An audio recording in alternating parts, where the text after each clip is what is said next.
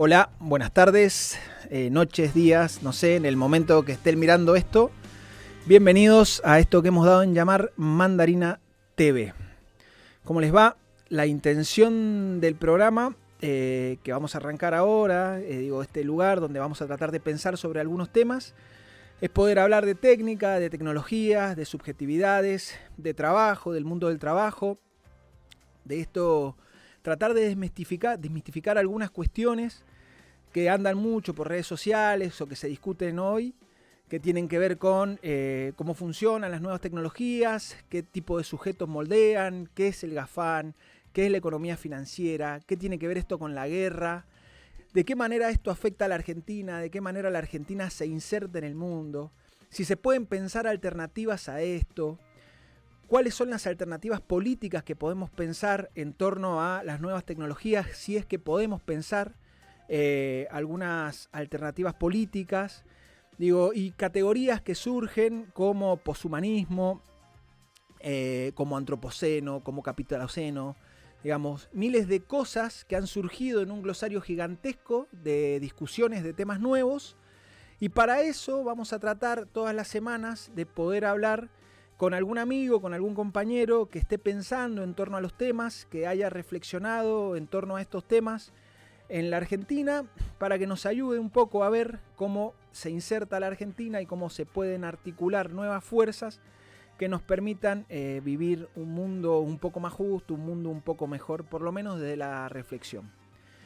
En el caso de hoy, que es el capítulo 1 de la temporada 1 de esto que estamos armando hoy, empezando hoy, vamos a hablar con el amigo Alejandro Galiano, que escribió este librito que está buenísimo. Alejandro es coeditor de la revista Crisis, coeditor de la revista Panamá, participa en la revista Crisis, es filósofo. El libro que él escribió se llama ¿Por qué el capitalismo puede soñar y nosotros no?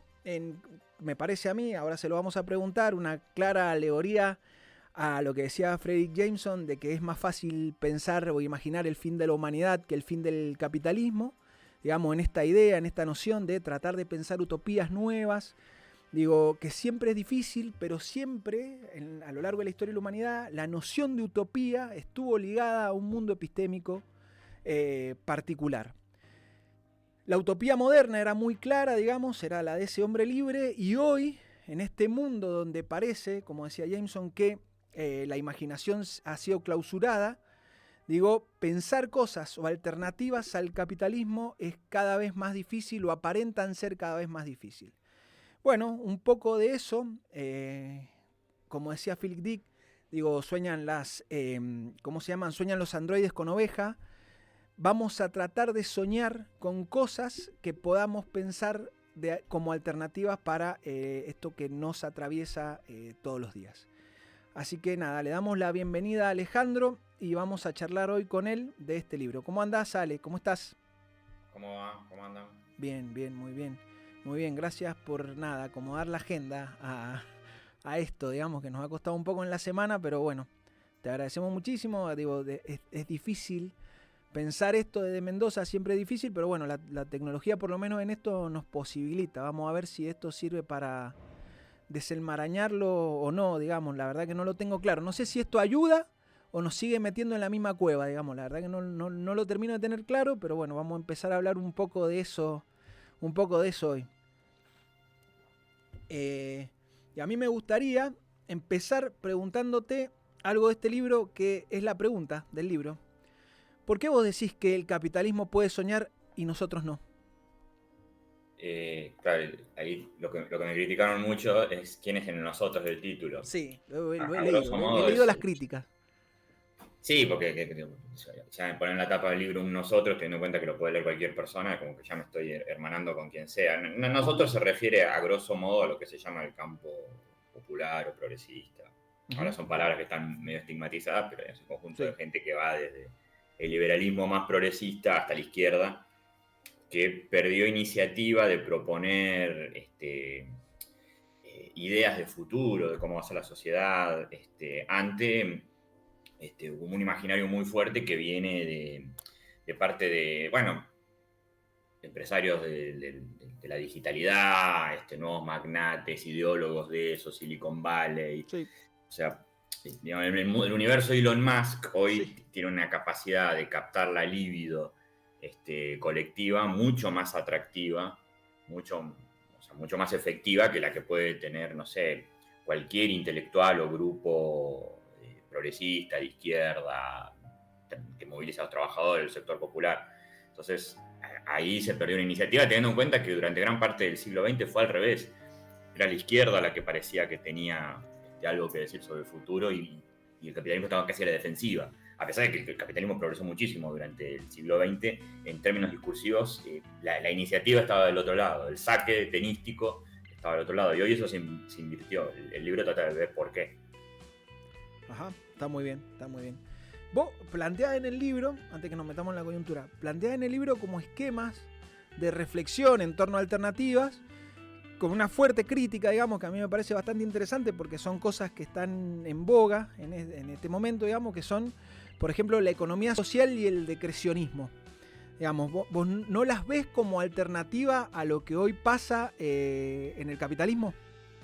Sí, el libro, o sea, está ordenado como en tres partes y las dos, la segunda y la tercera parte tratan de repasar todas digamos, las posibilidades de futuro que maneja izquierda. Pasa que están dispersas y son inorgánicas y todas son incompletas, por eso las presento sus virtudes, pero también presento sus límites. Sí. La economía popular, digamos, tiene algo muy fuerte y muy importante que decir, que es qué hacer con esa gente que en términos de valoración del capital sobra. O sea, esto es algo que se han diagnosticado hace mucho. Fue un argentino, uno de los primeros en diagnosticarlo, Ajá. que dijo, ya llegamos a un punto del desarrollo económico por el cual no se puede decir que haya un stock de desempleados que sirve para regular el valor del salario. La masa marginal. Claro, antes se decía, bueno, eso es el ejército industrial de reserva, es decir, es el banco de suplentes de la clase trabajadora. Ese 4% que hace falta para que el capitalismo industrial funcione, el fordismo funcione, sí. Claro, total. Sí. Y que para que no suban mucho los salarios, etcétera, sí. etcétera. Dice, tenemos un stock de gente que nunca va a entrar de manera permanente y estructural al mercado de trabajo. Entonces la llamó masa marginal. Sí. Bueno, eso es un problema. Es un problema económico, pero también es un problema político y social. ¿Qué vas a hacer con esa gente que tiene ciudadanía, que tiene que sobrevivir? La economía popular tiene una respuesta a eso. El tema es que pareciera que la economía popular no tiene nada que decir por el resto de la economía. Ajá. Pareciera que el resto de la economía tiene que limitarse a aportar una renta. O sea, la economía productiva tiene que limitarse a aportar una renta para esta economía reproductiva que no genera valor, pero sí hace posible que se genere valor porque mantiene viva a la gente. Sí. Pero me parece que, o sea, la economía popular trata muchos temas, desde cuánto vale ese trabajo que no se cotiza en el mercado, clave para la discusión feminista, o sea, el trabajo de las amas de casa no está tarifado y sin embargo tiene un valor. Sí. Y también qué pasa con todas las actividades que permiten que la sociedad se reproduzca a pesar de que otra vez no participan en la valoración del capital. Todos esos merenderos y actividades de lo que se llama la economía popular son clave. Entonces hay ahí un discurso de futuro, pasa que es incompleto. El decrecionismo es un poco más complicado porque si bien toma otro tema que es muy importante, que tiene que ver con el sobreconsumo de recursos que está haciendo la humanidad de manera creciente. O sea, estamos consumiendo cada vez más recursos no renovables y los recursos renovables los consumimos más rápido de lo que tardan en renovarse. Entonces puede llegar a darse un cuello de botella. La solución que propone es casi una especie de mega ajuste planetario, o sea, todos consumamos menos. Sí. Y eso a priori es injusto porque no son todos los países los que están al tope. Claro. Sí. A mí, mira, pensando en la primer parte, digamos.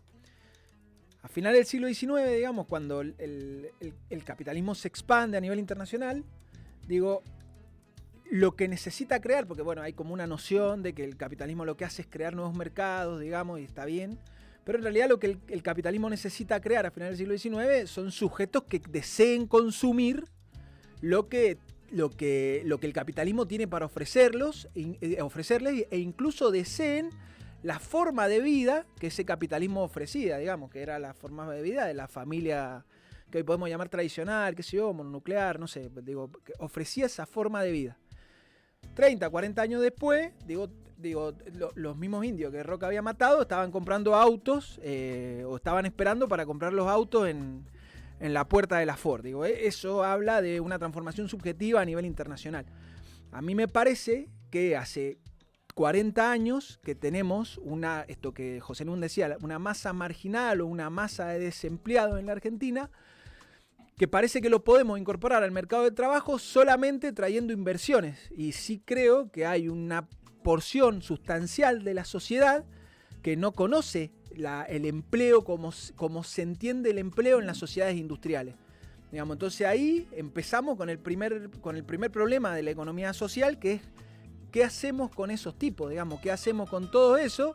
Que no es que no trabajan porque no quieren o no trabajan porque son vagos, sino que no tienen el deseo de la conformación de la estructura familiar de esa familia del Fordismo, porque eso no existe más, digamos, no están los deseos. Ahora, sin embargo, sí desean consumir como los países centrales.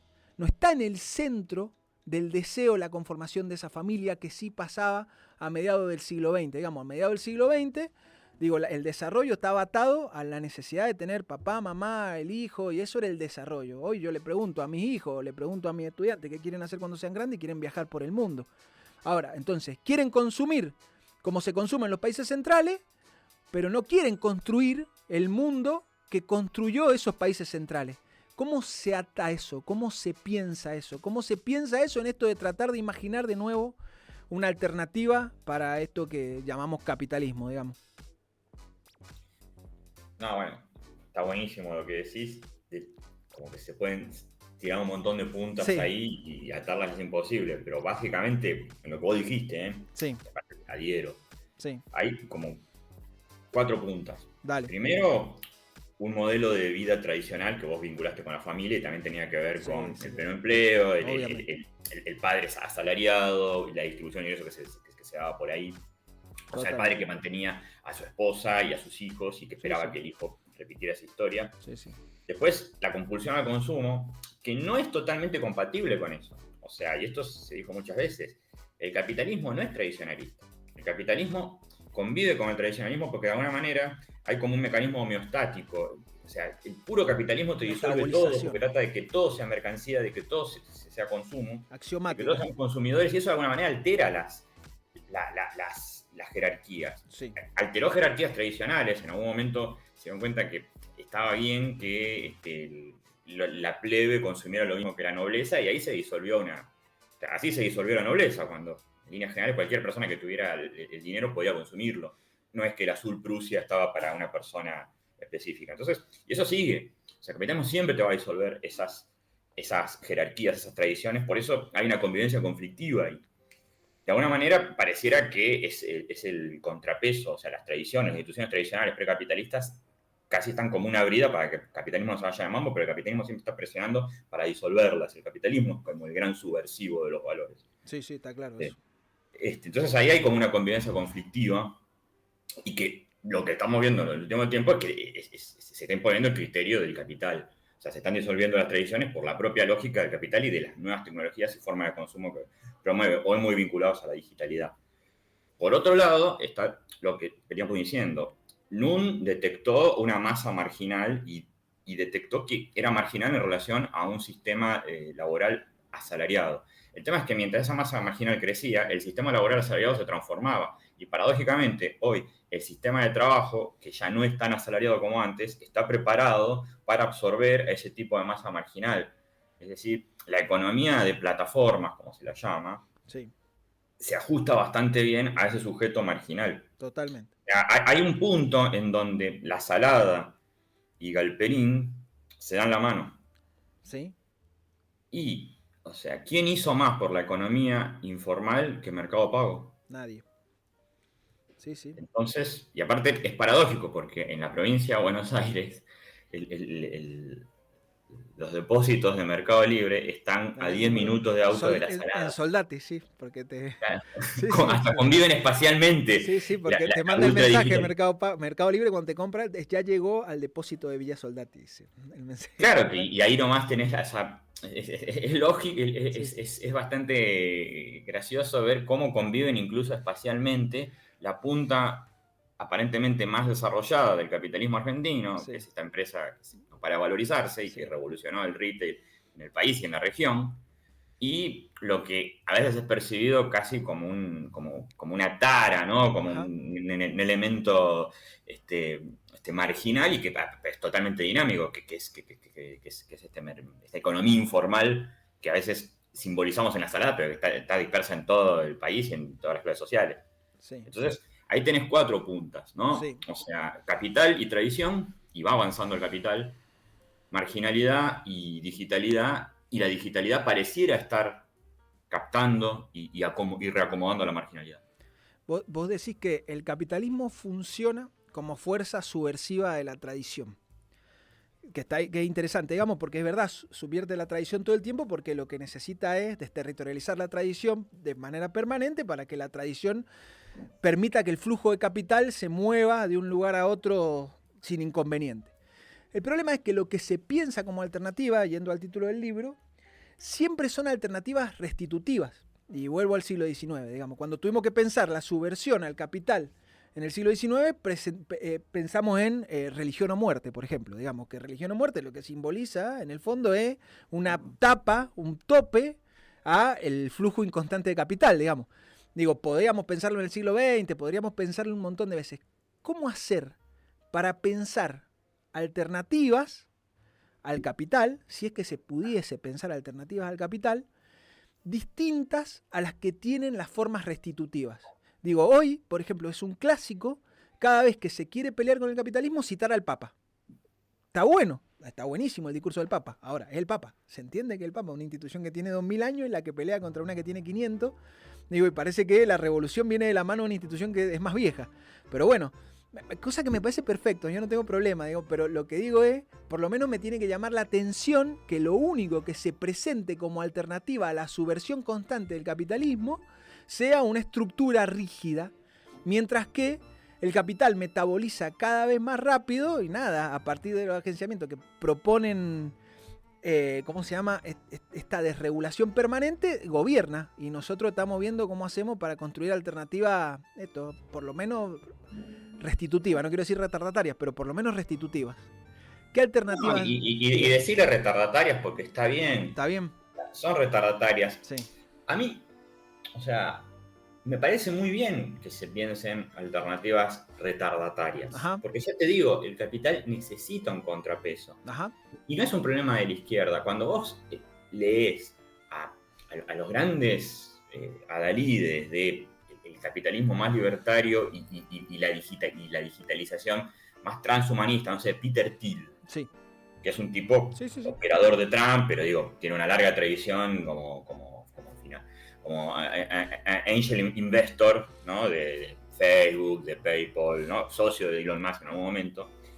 Y él te combina en sus escritos, porque tiene una formación intelectual, entonces es una persona que puede articular ideas. Sí. Él te dice, bueno, por un lado, el capitalismo libertario por aquí, por otro lado, mejora de la humanidad, de la biología humana mediante la tecnología por acá, y por otro lado hay que recuperar a un monarca cristiano que defienda a Occidente ante el yihadismo, y la ilustración falló, el liberalismo falló y la democracia fallaron. O sea, fíjate que combina como la ultra liquidez del capitalismo más avanzado con un proyecto totalmente retardatario. Sí. De hecho, Trump, Milei y todas las nuevas derechas parecieran ser eso, la combinación de como la liberación de todos los flujos de capital con una reafirmación ya no de valores tradicionales, incluso de valores antidemocráticos, antiliberales. Sí, pero yo pienso en esto, mira. Pienso en la noción esta del que era ministro de Economía griego, de tecnofeudalismo, digamos. Digo, está bien, está buenísimo, digamos, porque pero en el fondo, los tipos lo que necesitan para pensarse son sociedades como aquellas sociedades feudales que no cuestionen la idea de verdad, para que los capitales fluyan libremente, digamos. Había una sola idea de verdad, Dios. Bueno, en este caso, no sé, la monarquía, lo que vos quieras, digamos. Para Occidente, un jefe supremo.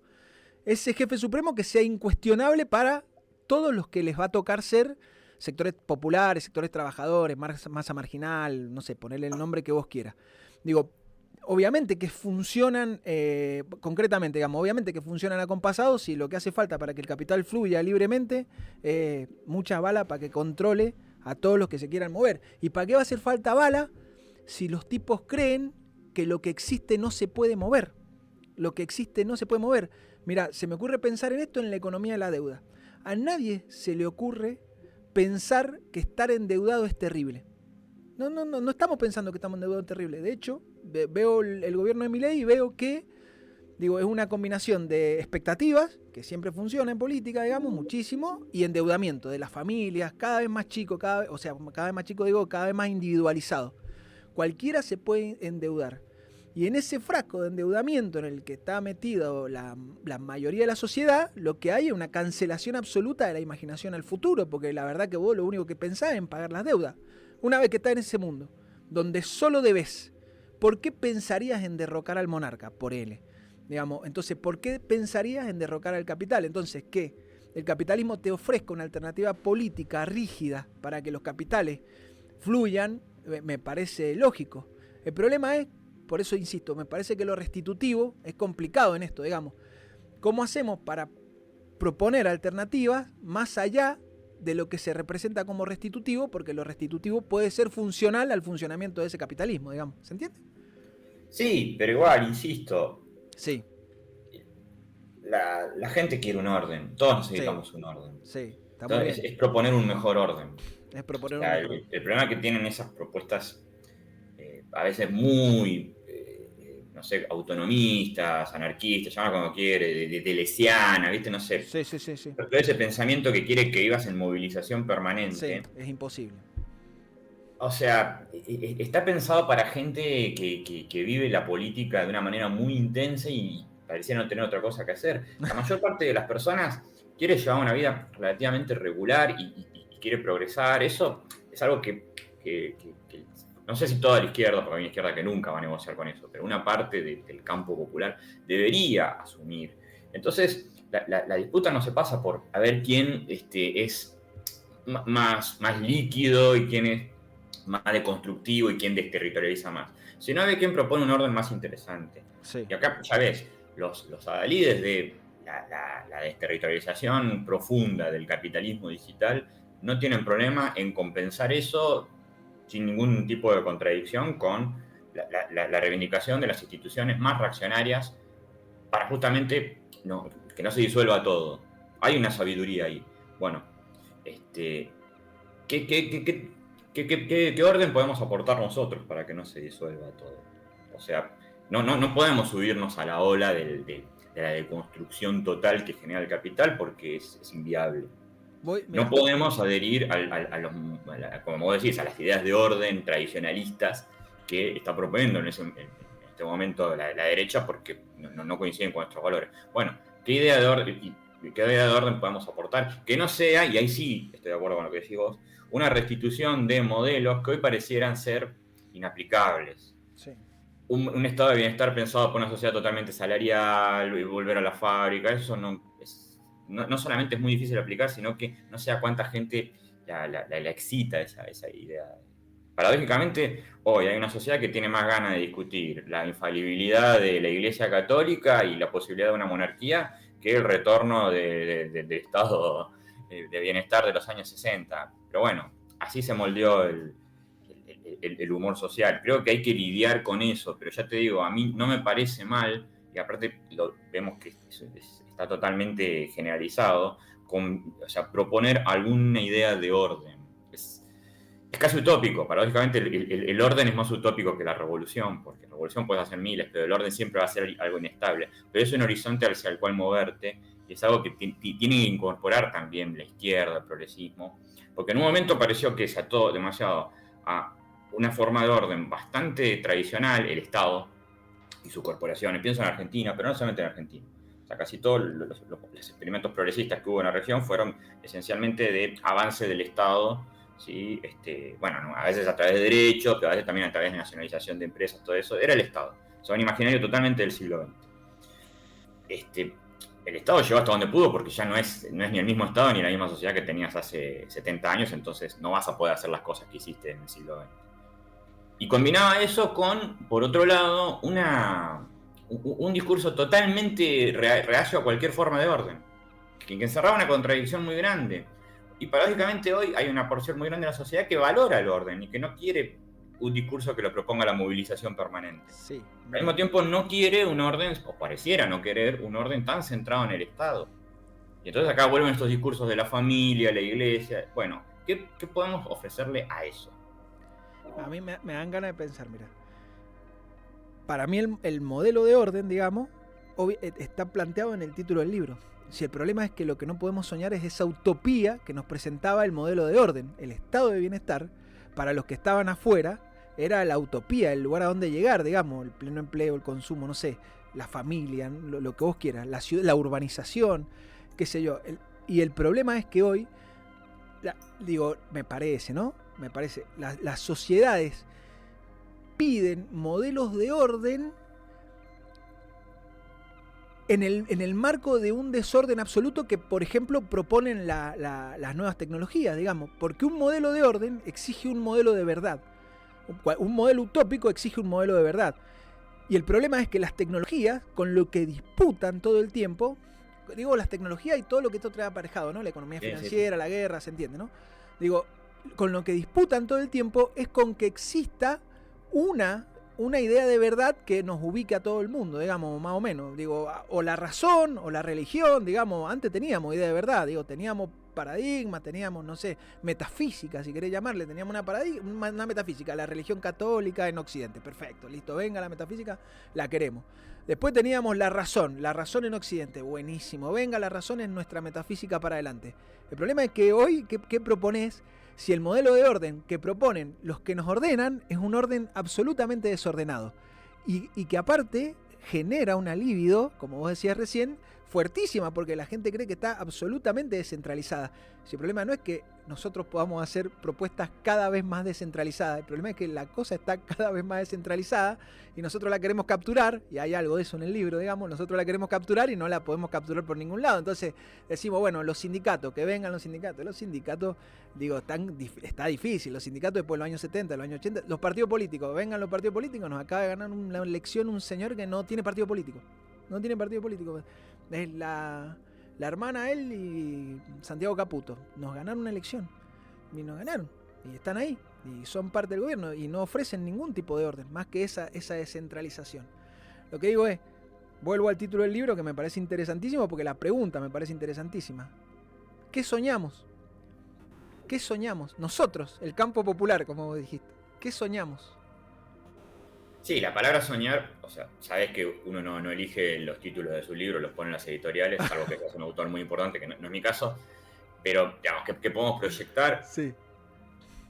El libro, o sea, repasa diferentes proyectos que tienen un orden. Sí. El tema es que, por eso tiene ese formato casi enciclopédico, que no se juega por ninguno y los presenta a todos, porque ninguno de los órdenes está exento de... Igual no podemos buscar un orden perfecto porque nos vamos a volver locos. El tema es que quizás ahí son demasiado imperfectos, pero todos son modelos de sociedad, ninguno es un modelo de revolución. Merleau-Ponty tiene una frase que decía, la revolución, y ya que hablas de verdad, la revolución tiene verdad como acontecimiento, pero no como régimen. No existe algo así como un régimen revolucionario. Claro. Entonces, vos podés movilizar a quien quieras y podés romper todo lo que no te guste, pero tarde o temprano vas a tener que construir un orden.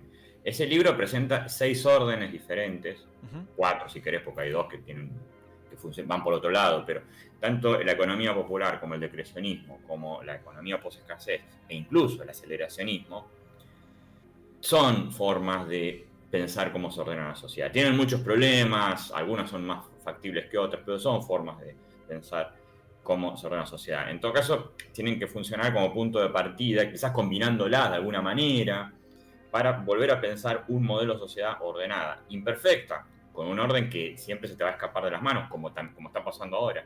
Pero ese desorden que traen las tecnologías es un problema para todos, no solamente para la izquierda, es un problema para la derecha y para la izquierda, no es un problema de esta época.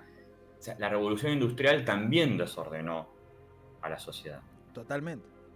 y hubo que legislar, y el modelo que salió de ahí, uno diría, bueno, es el modelo que impuso la burguesía, sí, pero no es algo que se construyó desde arriba, como podrían haber periodos utopistas, tipo San Simón. Bueno, acá está, te traigo la receta como... Es algo que se constituyó en un juego de fuerzas, en donde también hubo que ceder por varios lados. Hubo que ceder ante la clase trabajadora, hubo que ceder ante los campesinos, hubo que ceder ante la aristocracia. El Fordismo, el mercado de masas, toda esa sociedad que vos recién describiste, también planteó un problema, porque a diferencia de lo que ha pasado con la revolución industrial, proletarizó a toda la sociedad y masificó el mercado. Entonces de repente tenías a todo el mundo consumiendo, creció exponencialmente la población urbana, y eso planteaba un problema de gobernanza muy grande para sociedades que se habían estructurado sobre el gobierno de poblaciones esencialmente rurales, donde la ciudad era un enclave, ya tenían sociedades reventadas, ¿sí? Y también hubo que gobernar eso, y también se generó un orden, lo que llamamos el estado de bienestar, no era solamente el Estado ayudando a los trabajadores, era todo un mecanismo disciplinario. Por eso también había gente que criticaba el estado de bienestar por izquierda, tipo Foucault. Claro. Bueno, acá hay un disciplinamiento de la sociedad, es cierto, te mantienen vivo y te dan beneficios materiales, pero a costa de digitarte mucho la vida. Bueno, porque fue una forma de orden para solucionar un problema que había traído el desarrollo capitalista. Bueno, hoy estamos quizás en una tercera o cuarta fase de esos desarrollos tecnológicos que, a priori, desarrollos tecnológicos y económicos, porque no es la tecnología sola. A veces hay una cosa medio mistificadora ahí de que pareciera que la tecnología aparece de la nada, ¿viste? Emerge una computadora del centro de la Tierra y nos desordena todo. No, tiene que ver con la aplicación que hace el capitalismo de esas tecnologías. Y sí, a priori desordenan todo. Y viene una nueva disputa. Fíjate que todos estos procesos de aceleración del capital son acompañados más o menos sincrónicamente por grandes movilizaciones sociales. O sea, la revolución industrial convivió con lo que Johann llamaba la era de revolución. Sí. Entre 1789 y 1848 tuviste a los europeos a los tiros y América Latina acompañando bastante. El Fordismo, bueno, revolución bolchevique, fascismo, Primera Guerra Mundial, Segunda Guerra Mundial, bueno, quizás ahora estamos viviendo también estas guerras de los 30 años, ¿no? Siempre tenés 30 años de guerra. Y después volvemos. Y rompen todo y de ahí sale algo. Quizás no llega, no sé, la gente más joven. Claro, capaz que No, ve algo. salida de Capaz esto. que ve algo. Yo no, yo ya estoy listo. Pero es una lucha de clases, Sí, no sé, de algunas clases sociales. sí. Es una lucha geopolítica. Fíjate que después de estos procesos aparece una nueva hegemonía. Después de la Revolución Industrial, la hegemonía británica. Después de La hegemonía norteamericana. Quizás después, al final de esto, nos espera, no sé, China o un Estados Unidos retuneado, no sabemos. Sí. Entonces, los BRICS, no sé. Y también es una disputa metafísica, porque Total. si bien hoy el concepto de verdad, como vos dijiste, está muy cascoteado, inevitablemente se enfrentan concepciones del mundo y no solamente del mundo terrenal. Hay un libro que sacó Claudio Capana, un Ajá. histórico, filósofo dedicado a la divulgación especial en ciencia ficción, se llama Natura. Es muy flashero el libro, pero él piensa prácticamente toda la historia de la humanidad como confrontación entre cuatro metafísicas distintas. Como Dugin. Bueno, que haya vuelto ese tipo de pensamiento. Sí, como y Dugin. o sea, Dugin capaz que bueno, es un consumo de poca gente, más Sí, allá sí. de la fama que tiene. Sí, sí, Pero sí. después entras a los foros y hay como una discusión muy grande hoy, muy baratija, ¿no? Ajá. Muy mala. Pero de, bueno, ¿qué es Occidente? Tenemos que defender la cristiandad, la iberósfera, ¿no? Sí, sí. Toda esa falopa que cualquiera y que está sostenida con los peores argumentos posibles. Sí, sí, sí. Eso nos habla de que hay como un apetito, quizás por una nueva verdad o por una nueva metafísica. Yo la palabra verdad siempre complicada. Por una nueva metafísica. Y que habla de que estamos un poco en bolas en relación a las metafísicas que nos sostuvieron hasta ahora. Ajá. O sea, el posmodernismo era una metafísica. ¿Cómo, perdón? El posmodernismo es una metafísica, sí, claro. O sea, y fue la metafísica dominante, no sé, de los años 70 hasta los años, bien entrado a los 2000. Sí, o sea, sí, sí. Cuando el kirchnerismo, que se presentaba como algo, una superación Sí, sí, me que interesa. hablaba del relato, bueno, estaba bebiendo directamente de una idea totalmente posmoderna, que es que no hay, o sea, que es el relato lo que construye la realidad. Sí, sí. Cuando el feminismo te pide de construir esto y aquello y lo demás allá, bueno, está vulgarizando y reventando un concepto totalmente made in posmoderno. Entonces, cuando Durán Barba también de alguna manera se apropiaba de la idea de relato y de que ya hoy no hay una identidad clara, sino que la gente es más o menos flotante, es totalmente posmoderno, y es totalmente posmoderno Milei, por todo lo que dijiste vos, o sea, no hay una construcción. Entonces, fue una metafísica, pero está en crisis ahora porque, digamos, lo que tiene que tener una metafísica, supongo, es resolverte los problemas intelectuales que te plantea una época. Hoy parecía que el posmodernismo no nos puede resolver. No, para nada. Vuelve la materialidad, hay crisis ambiental, hay pandemias, hay una inteligencia que se está cayendo por fuera de la humanidad. La idea de que todo es relato se nos hace agua ante un retorno de lo que está por fuera de las representaciones humanas. Entonces, bueno, volverá una metafísica, pero el tema es que no va a volver una, vuelven 2 o 3, y ahí se produce el choque. El choque de clases, el choque de naciones, el choque de modelos económicos, el choque de metafísica. Y esto pasa por el desorden que generan nuevas tecnologías. Quizás estamos viviendo uno de esos momentos de crisis y reacomodamiento, que son brutales.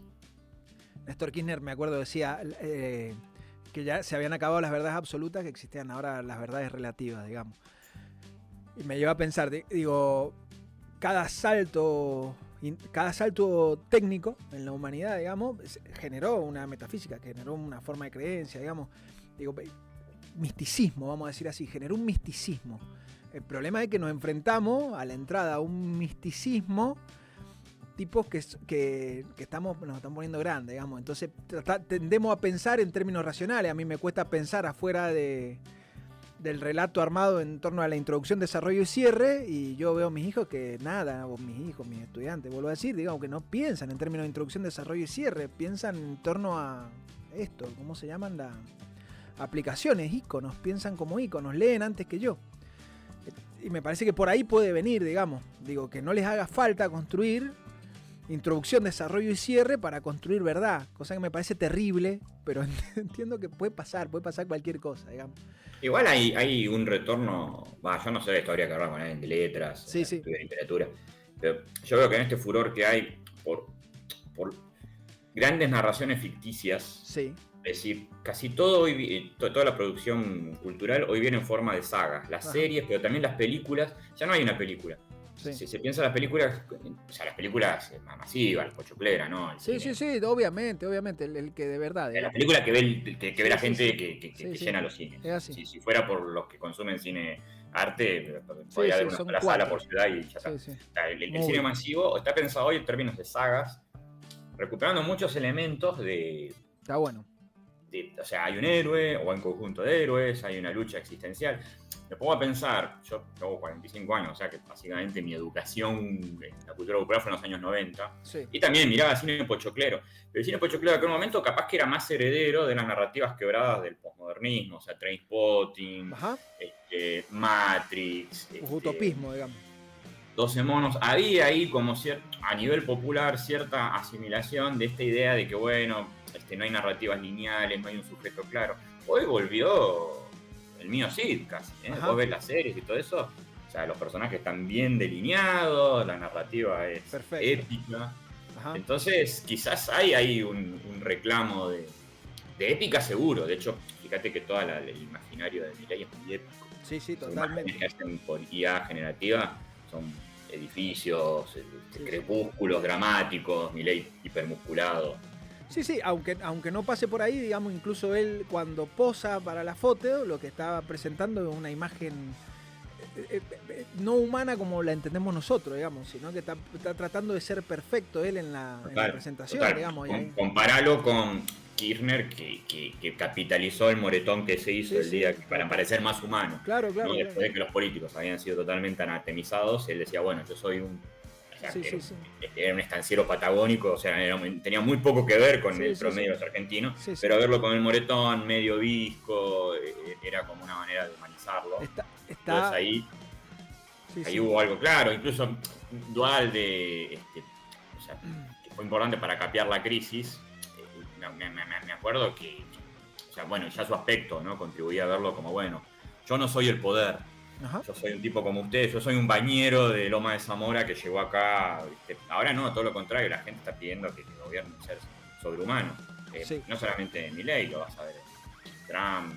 Sí.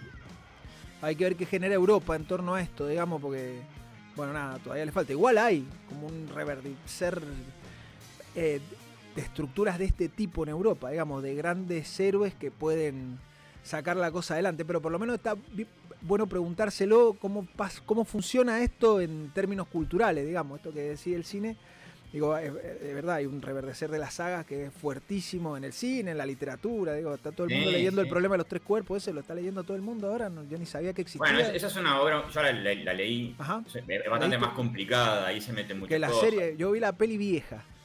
Yo no vi la serie porque hay dos, una china y otra japonesa. Sí, es esa, la serie vieja, la china, y después la americana. Pero recibí malas referencias de las dos, y aparte... a mí me gustaron las dos. ¿Cómo metés una novela así en una serie? Pero bueno, ahí es cierto que es una saga, pero tiene otro nivel de complejidad. Pero sí, a mí me sorprendió en un momento ver adolescentes, te estoy hablando de hace 10, 15 años, cuando estaba el Crepúsculo o El Señor de los Anillos.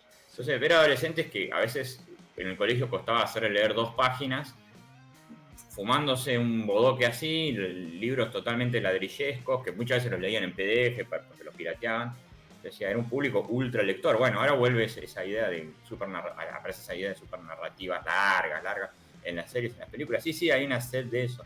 Igual vos preguntabas recién por Europa, no soy especialista ni mucho menos, pero yo veo que a veces se apuran a meter en la misma bolsa a Milei, a Trump y a las derechas europeas. En Europa el problema es otro, porque Europa tiene un serio problema de inmigración y tiene una larga tradición civilizacional. Sí. O sea, Europa es una civilización que se puede narrar en términos de milenios. Ajá. Entonces, para ellos, quizás construir ese debate, esa metafísica, es por un lado más fácil, porque tienen encima toda la historia oficial de Occidente, y porque tienen un problema muy grande en las ciudades. Y no solo en las ciudades capitales, o sea, hay un problema inmigratorio grande, y no solamente un problema de inmigrantes que van a vivir, como puede pasar en Estados Unidos, sino inmigrantes que traen un sistema de valores y una metafísica muy... Sí. Pero la discuten. Me pienso en Ulbeck escribiendo Aniquilación o Sumisión, digamos. Digo, se miran ellos mismos, digamos, se miran incluso de la izquierda y dicen, pará, que le tenemos miedo a la inmigración fuerte, le tienen miedo a la inmigración fuerte. Es que es una inmigración, o sea, un mexicano o un boricua que va a vivir a Nueva York o a Los Ángeles, supongo que tiene muchas ganas de asimilarse. Sí, pero no. Más allá de que, bueno, no se va a asimilar totalmente, pero aparte es más fácil asimilarse porque si bien hay muchas diferencias, hay un conjunto de patrones que compartimos Norte y Sudamérica. Lo mismo para todos los venecos que están dando vueltas por América Latina. Bueno, hablamos el mismo idioma, puede haber choques, fricciones. Ahora que venga gente que tiene otra tradición milenaria. Sí. No sé si milenaria, el Islam es algo relativamente nuevo. Sí. El monoteísmo más nuevo que existe, pero es muy definida. O sea, ahí hay un idioma, hay una religión, un conjunto de valores, entonces la asimilación me parece que no está en los planes de nadie. No. Entonces, ahí el discurso civilizacional y la nueva derecha y todo eso se van a montar en un problema que, fíjate que Milei es el único referente de las nuevas derechas que no tiene un discurso xenofóbico. Ajá. Al contrario, él sabe que la mayor parte de los inmigrantes venezolanos y quizás también los colombianos aquí lo valoran. Claro. No pueden votar por él porque son extranjeros, pero genera una masa crítica y él nunca, que yo sepa, la verdad no disfruto mucho de escucharlo, y no seguí todo su discurso. Sí, creo que jamás ni nadie de su gobierno tiró afirmaciones xenofóbicas como las que uno puede escuchar en Pichetto, por ejemplo. Sí. Está claro. Sí, Europa parece Toledo, digamos, porque viste que está la judería. Y hoy está igual. Vos vas a Barcelona y vos sabés que en este barrio sí o no, depende si te la aguantás o no te la aguantás, digamos, pero están divididos los barrios todavía, digo, fuerte. No, es un problema muy grande. Obviamente yo no voy a plegarme a los discursos xenofóbicos ni voy a ir a integrarme en una discusión que no es mía, yo no soy europeo. Pero entiendo que no es tan fácil como quiere representar cierto progresismo, sobre todo aquí, dejen que los inmigrantes vengan, ustedes explotaban a África y Asia, ahora tienen que pagar por eso. No es tan fácil. No. No es tan fácil y la convivencia no es fácil y hagas lo que hagas vas a tener que hacer algo porque la situación como está ahora es excesivamente conflictiva y está distorsionando todo. Sí. Está distorsionando todo. O sea que ahí la verdad que hay un problema que no es un invento de la nueva derecha, hay un problema migratorio. No sé cuál es la solución, por suerte no vivo allá, ni tengo que tomar decisiones, pero seguro que no puedo dejar las cosas como están porque no están bien. No, pero digo, después analicemos en función del problema. Lo que sí está claro es que lo han capitalizado en términos políticos y han retomado la noción del nacionalismo fuerte.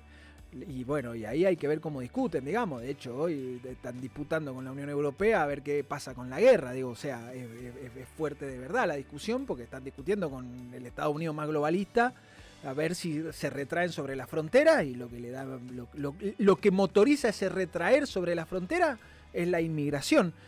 Y no necesariamente la inmigración es la respuesta al retraer sobre la frontera, digamos, pero la inmigración lo que moviliza a la población en torno a retraerse en torno a las fronteras, ¿no? Está bueno. Escúchame, te hago 2 preguntas y vamos terminando. Así no te molestamos más. ¿Por qué crees que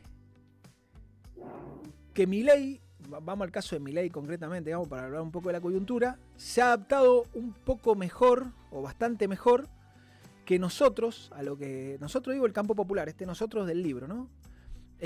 A esto que está pasando hoy en la Argentina, digamos, y nosotros estamos en una inmovilización permanente que parece no tener salida ni final, digamos, que digo, aparecen alternativas como más conservadoras y no mucho más, y estamos fascinados con putear al progresismo y no mucho más lejos que eso. No mucho más lejos que eso, porque la verdad que no es que estamos ofreciendo grandes alternativas. De hecho, los que más alternativas proponen, que es raro, pero proponen alinearnos ya con Estados Unidos. Yo he escuchado decir barbaridades a compañeros como, bueno, hubiera estado bien decirle que sí al ALCA y ya tendríamos un alineamiento internacional definido para adelante, que sí, una barbaridad de ese tenor, digo. Entonces, está bien. Pero bueno, pero es lo que más se nos está ocurriendo. Es el tope de la imaginación hoy para nosotros. ¿Por qué crees que Milei ha logrado ubicarse mejor en la libido de los argentinos, digamos, que nosotros, que parece que no tenemos alternativa? Es la pregunta del millón y se están escribiendo libros. No lo voy a resolver acá, ni siquiera soy especialista en eso, pero dentro de lo que yo estudio y puedo llegar a responder, capaz que yo puedo responder más por el nosotros que por la virtud de Milei. O sea, desde este lado hay que asumir algo que no es culpa de nadie, que es que nada sirve para siempre. O sea, el progresismo populista apareció en un contexto para atender ciertos problemas a costa de desatender otros. Básicamente, primó una racionalidad política por una racionalidad económica.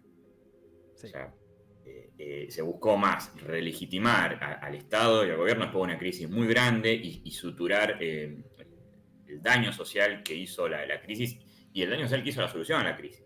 Porque si bien es cierto que el gobierno de Dualde y Remes Lenikov resolvieron muy satisfactoriamente la crisis económica, también es cierto que eso se hizo con un costo social muy grande y que generó un descontento muy urgente. No se podía pedirle a la gente que esperara 10 años para el derrame. Entonces ahí fue una lógica de una racionalidad política que tuvo sentido y funcionó, pero a costa de una racionalidad económica que, bueno, hoy estamos viendo, se sigue subsidiando irracionalmente desde los servicios. Está bien quizás subsidiar a los servicios públicos a una parte de la población, pero acá había un criterio más geográfico que social. O sea, para lo que es la provincia de Buenos Aires y la ciudad de Buenos Aires, independientemente de cuántos metros cuadrados cubiertos tenga tu casa y cuál sea tu ingreso, electricidad y transporte casi regalados. Para el resto de las provincias, y que bueno hablar con alguien de Mendoza, nada, no importa cuál sea tu clase social ni nada. Entonces, bueno, no había una racionalidad ahí.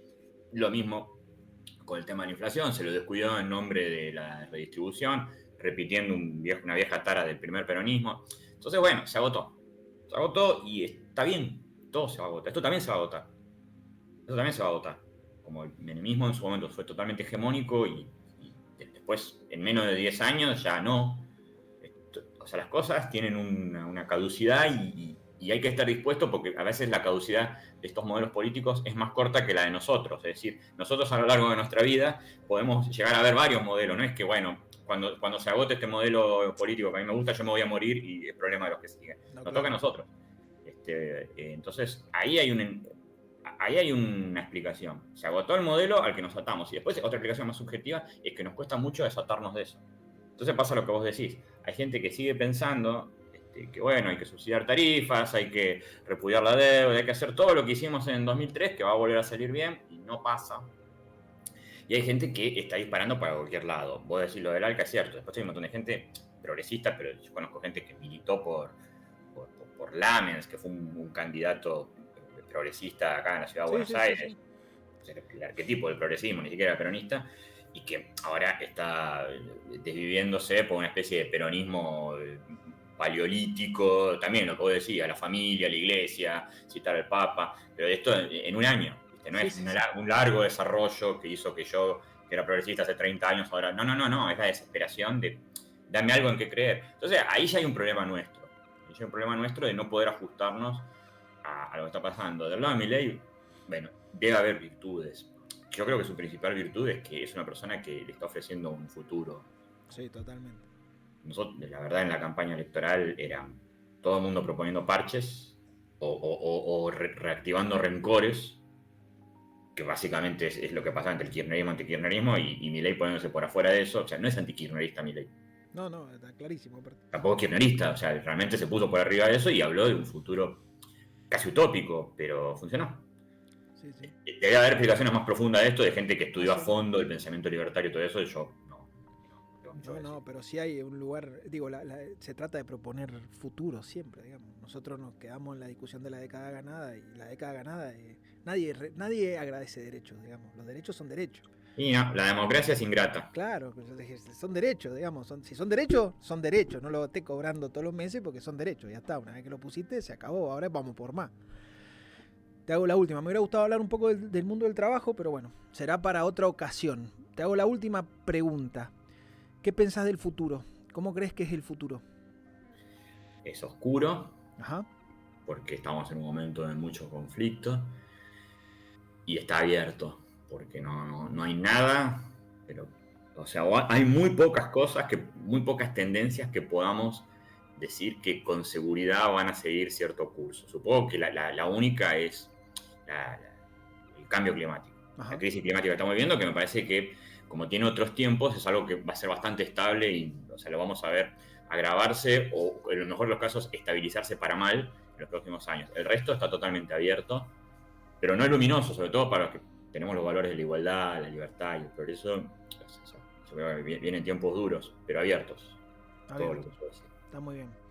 Ale, muchísimas gracias. Ha sido un gusto. Espero que sirva. Espero que hayamos aprendido algo. Muchísimas gracias. Hablamos en un ratito. Te agradezco muchísimo, loco. Muchísimas gracias por todo. Chao, Juan. Gracias. Chao, viejo. Gracias. Bueno, nada. Terminamos la conversación con el amigo Alejandro Galeano. Agradecer a la Agustina, Gore, al Marquitos que están ahí atrás. Agradecerle al Gustavo Correa que nos presta este lugar, a la CTA de la provincia, que nos presta este lugar maravilloso que tiene para que podamos hablar. Nos vemos, agradecerle a la Viole que está acá también mirándome. Nos vemos la semana que viene en el capítulo 2 de esto que hemos llamado Mandarina TV. Adiós.